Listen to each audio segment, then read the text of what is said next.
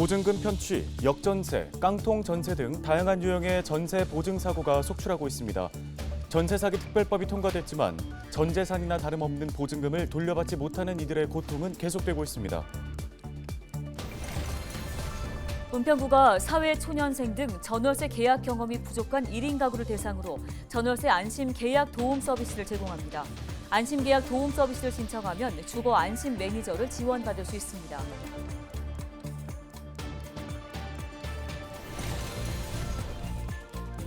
양천구가 서울 엄마-아빠 택시 시범 사업을 시작합니다. 서울 엄마-아빠 택시는 24개월 이하 영아를 키우는 가정에 10만 원의 택시 이용권을 지급하는 제도입니다.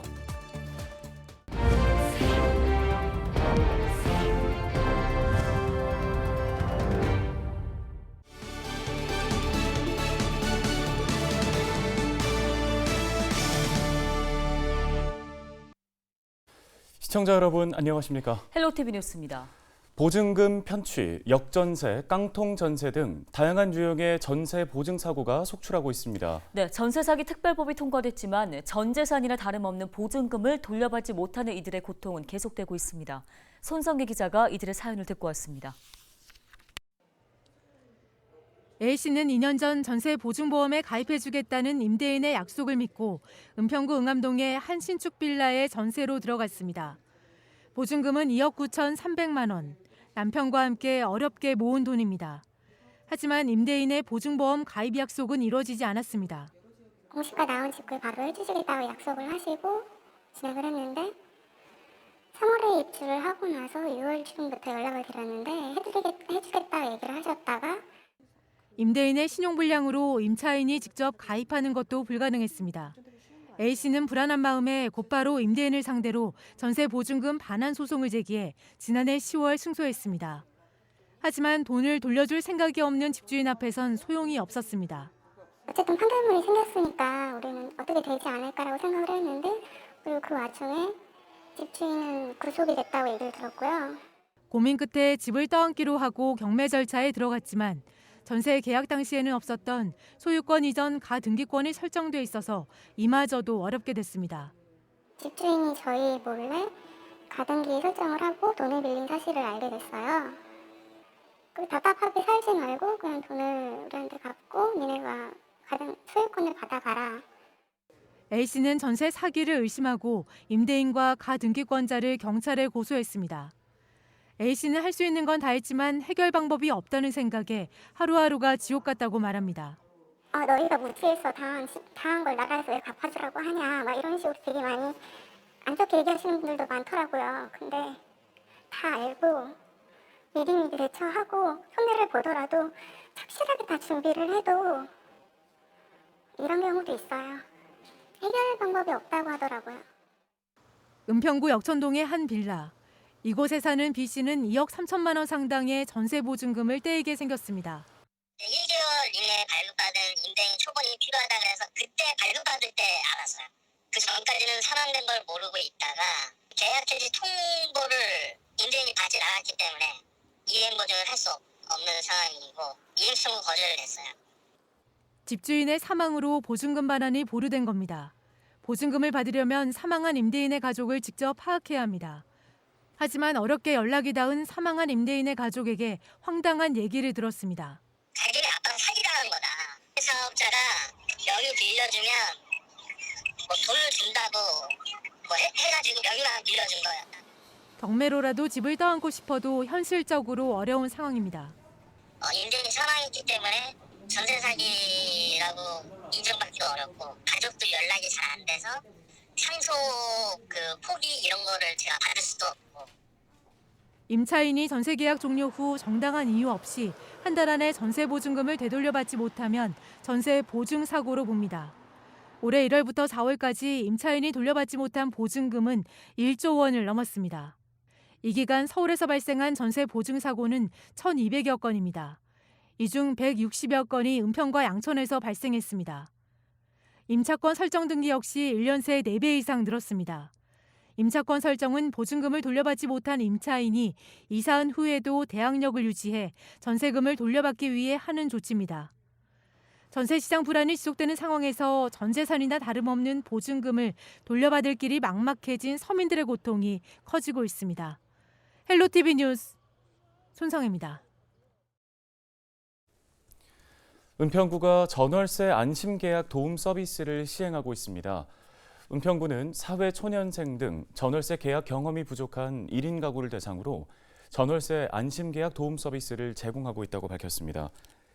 최근 전월세 시장은 깡통 전세와 보증금 편취, 불법 건축물 임대 등 사고 위험에 노출되어 있으며 사기의 조직화, 지능화로 피해자가 속출하고 있습니다. 2022년 기준 은평구 1인 가구는 전체 가구의 40%가 넘는 8만 5천여 가구인데요. 이에 은평구는 중개활동 경험이 많은 공인중개사를 주거안심 매니저로 위촉해 전월세 계약 상담, 주거지 탐색 지원, 장보기 동행 등의 서비스를 제공합니다. 또 매주 월요일과 목요일에는 전월세 계약 상담실도 운영하는데요. 상담을 희망하는 경우에는 서울시 1인 가구 포털을 통해 온라인으로 신청하거나 구청 가족정책과 상담실로 신청하면 됩니다. 양천구가 서울 엄마-아빠 택시 사업을 시범 운영합니다. 서울 엄마-아빠 택시는 카시트와 태블릿 PC, 비말 차단막 등 편의시설이 장착된 영아 전용 대형 택시 이용권을 지원하는 사업인데요. 지원 대상은 양천구에 주민등록을 두고 거주하는 24개월 이하 영아 양육 가정으로 영아 1인당 연 10만 원의 택시 이용 포인트를 지급합니다. 부모를 비롯해 같은 주소지에서 영아를 키우는 조부모와 삼촌 이내 친인척 등 실질적인 양육자도 운영사인 IM택시 모바일 앱을 통해서 신청할 수 있습니다. 6개월 이하 신생아 양육 가정은 택시를 이용하기 24시간 전에 전용 카시트를 사전에 예약해야 합니다. 현재 서비스 이용 접수가 진행 중이며 예산 소진 시 조기에 마감될 수 있습니다. 포인트 사용 기한은 12월 17일까지로 종료일 이후 잔여 포인트는 자동으로 소멸됩니다.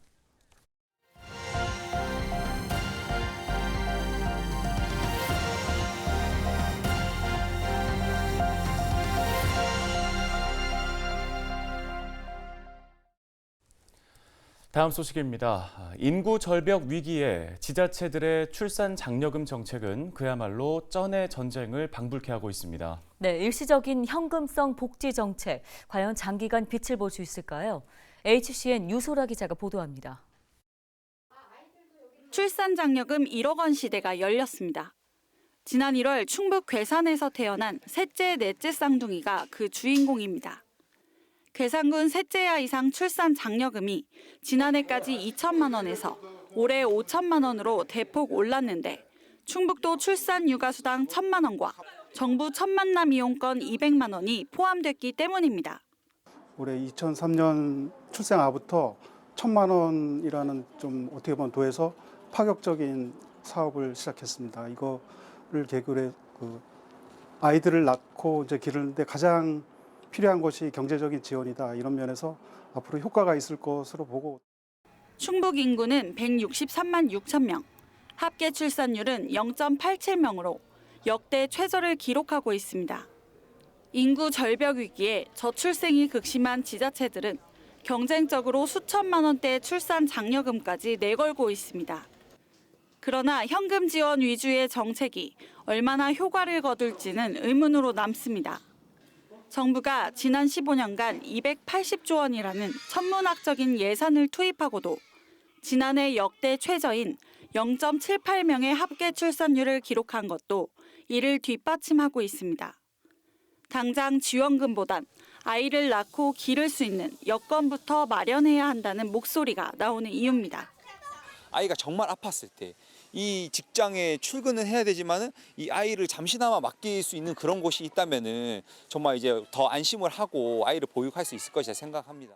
전문가들은 궁극적으로 보육 정책 지원과 정주 여건 개선에 초점을 맞춰야 한다고 조언합니다.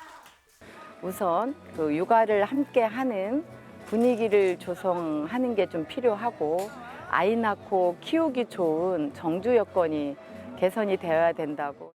인구 소멸 위기의 직접 해법인 출산 장려. 현금성 출혈 경쟁에 앞서 저출생 요인을 분석하고 지원하는 정책 마련부터 선행돼야 할 것으로 보입니다. HCN 뉴스 유소라입니다.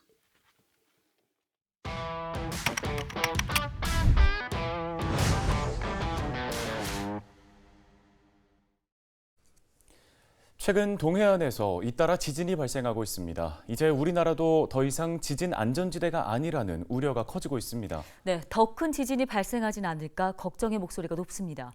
전소연 기자가 뉴스토리에서 살펴봤습니다.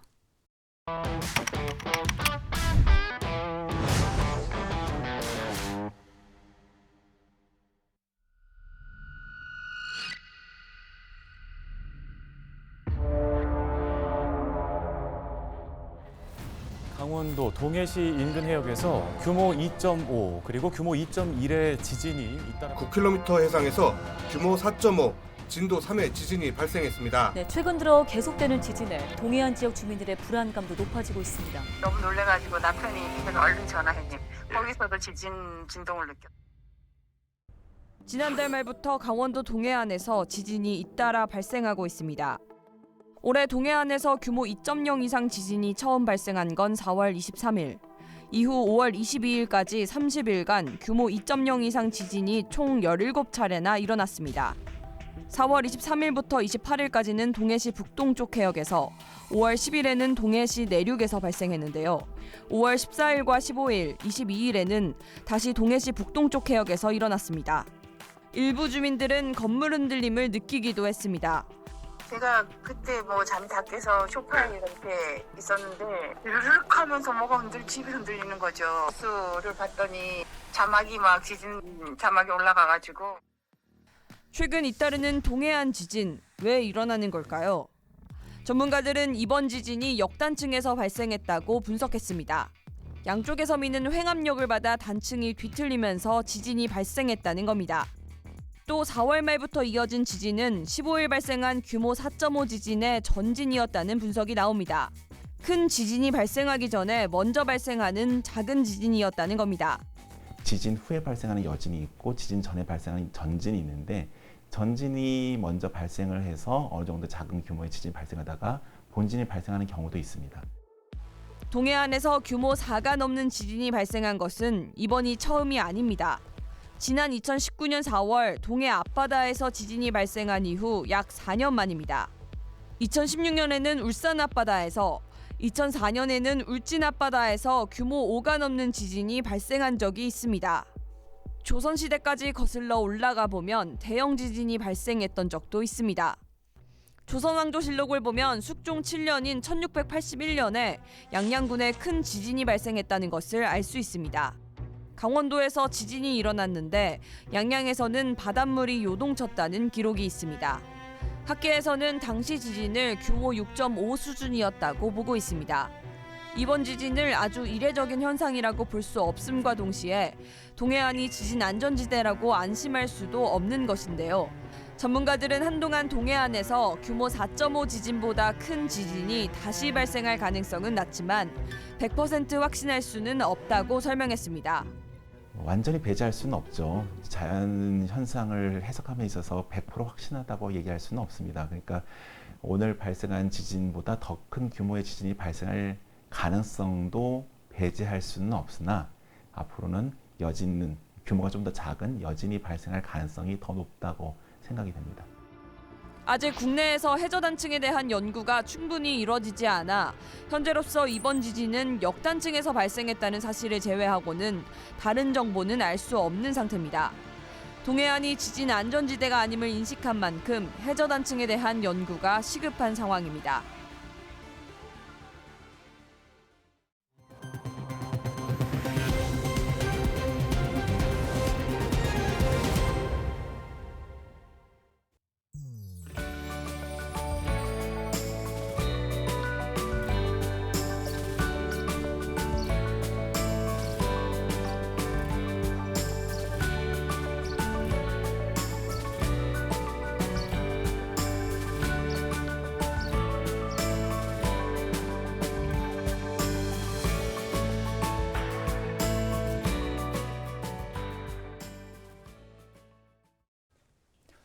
오늘 저희가 준비한 소식 여기까지입니다. 네, 시청해주신 여러분 고맙습니다.